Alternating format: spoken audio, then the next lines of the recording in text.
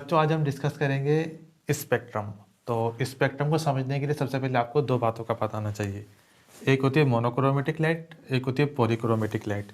तो इन दो बातों का आपको पता होना चाहिए जिससे लाइट हमारे पास कितने किस्म की होती है, दो किस्म की समझ लीजिए आप। एक होती है मोनोक्रोमेटिक लाइट, एक होती है पॉलीक्रोमेटिक लाइट। तो ये दो बातों को सबसे पहले स्पेक्ट्रम को समझने के लिए इन दो बातों का आपको पता होना चाहिए, दो डिफरेंशिएशन का पता होना चाहिए, पॉलीक्रोमेटिक लाइट और मोनोक्रोमेटिक लाइट। अब जरा देखिए, मोनो मतलब एक, क्रोम मतलब कलर, और लाइट मतलब रोशनी, और पॉली मतलब मेनी, क्रोम मतलब कलर रंग, और लाइट मतलब रोशनी। तो मोनोक्रोमेटिक लाइट क्या होती है? जो एक किस्म की वेव लेंथ से कंपोज होती है, बनती है, उसको हम क्या कहते हैं? Monochromatic light.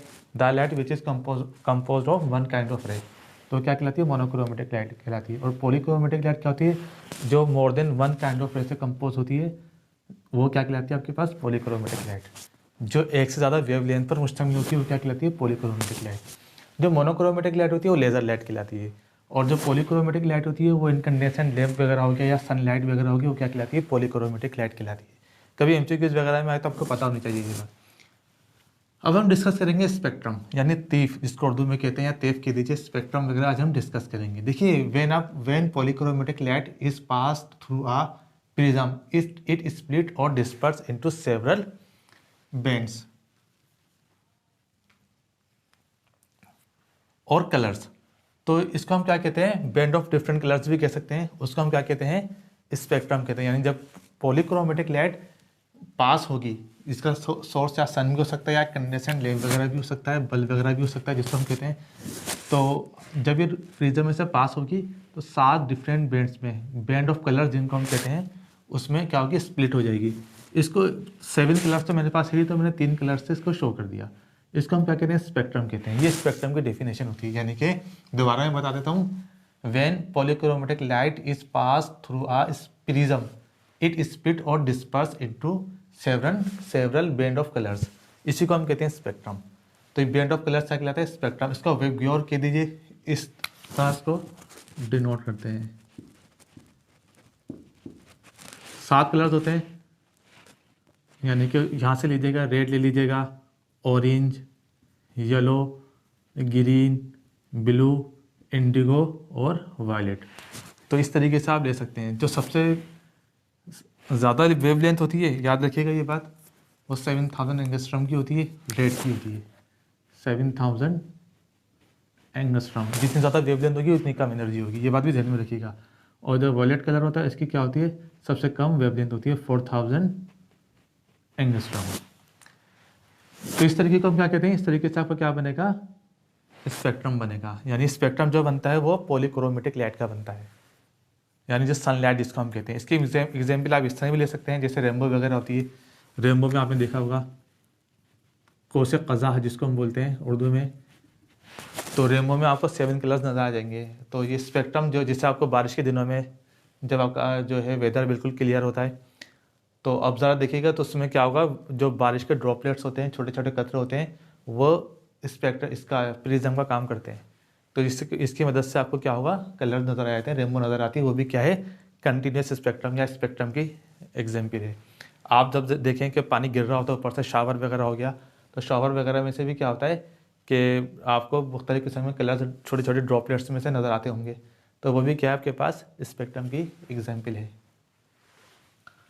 तो 7 कलर्स होते हैं। तो इस तरीके से आप इसको, स्पेक्ट्रम को शो कर सकते हैं डायग्राम में, पेपर्स में खास तौर पे। अब जरा देखिए, आपके पास स्पेक्ट्रम की कुछ टाइप्स है। तो 2 किस्म की टाइप्स होती हैं, लाइन स्पेक्ट्रम और एक होता है यानी एक होता है कंटिन्यूस स्पेक्ट्रम, एक होता है लाइन स्पेक्ट्रम। तो कंटिन्यूस स्पेक्ट्रम क्या होता है? सबसे पहले कंटिन्यूस स्पेक्ट्रम कहते हैं, देख लेते हैं कंटिन्यूस स्पेक्ट्रम क्या होता है। The spectrum which contains a continuous band of different colors is known as continuous spectrum. When sunlight is passed through a prism, it split into 7 colors. यानी कि क्या होता है? कंटिन्यूस स्पेक्ट्रम क्या होता है? सूरज की रोशनी से बनता है, क्योंकि पॉलीक्रोमेटिक लाइट होती है, जब प्रिज्म में से पास होती है तो स्प्लिट हो जाती है 7 किस्म के कलर्स में, उसको हम कहते हैं continuous spectrum.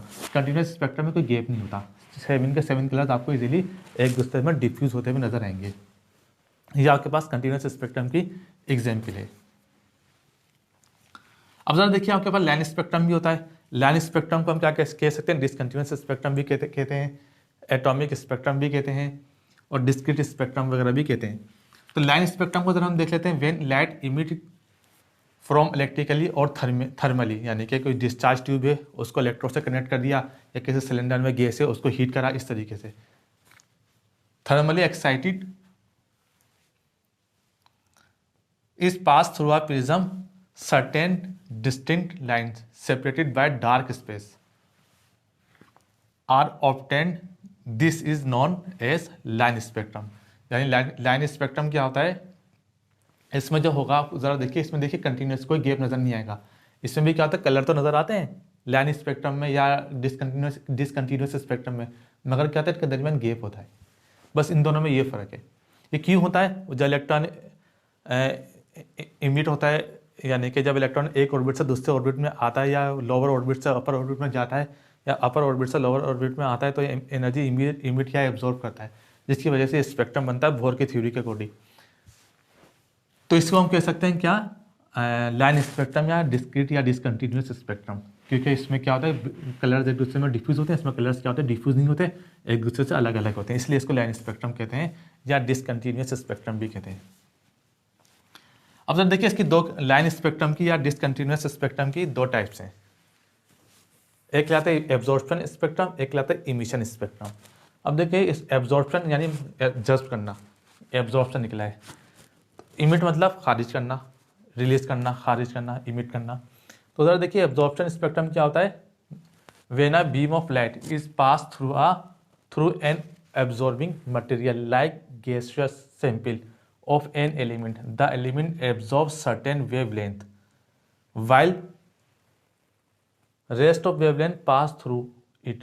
The spectrum obtained consists of series of dark lines with bright background। इसमें ज़रा देखिए दोनों में एक फ़र्क ये होता है कि इसमें डार्क लाइन होती है लेकिन उनका बैकग्राउंड क्या होता है, consist of series of dark lines with bright background. तो उनका जो बैकग्राउंड होता है वो ब्राइट होता है, यानी कि होता क्या है, जब किसी कोल्ड गैस को किसी कंटेनर में या किसी सिलेंडर में या डिस्चार्ज ट्यूब में गैस मिसाल के तौर पर उसमें प्रिज्म में से पास करेंगे, अब जो इसका जो स्पेक्ट्रम बनेगा वो क्या होगा, वो ब्राइट, उसका बैकग्राउंड क्या होगा, ब्राइट होगा, क्या होगा, ब्राइट होगा, और जो लाइन आपको नज़र आएंगी वो डार्क लाइन नज़र आएंगी। तो इस डार्क लाइन्स, इसको हम कह सकते हैं क्या, एब्जॉर्प्शन स्पेक्ट्रम। जबकि इमिशन स्पेक्ट्रम में इसका उलट होगा, उसमें क्या होगा, कोई हॉट गैस लेंगे, हॉट गैस से जब रेज इमिट होंगी, लाइट इमिट होगी, तो समझ लीजिए उसको प्रिज्म में से पास करेंगे, जब प्रिज्म में से पास करेंगे तो क्या होगा, उसका बैकग्राउंड क्या होगा, डार्क होगा, और जो ना लाइट क्या होंगी, लाइन्स क्या होंगी, वो होंगी लाइन्स ब्राइट होंगी, यानी कि dark background with bright light.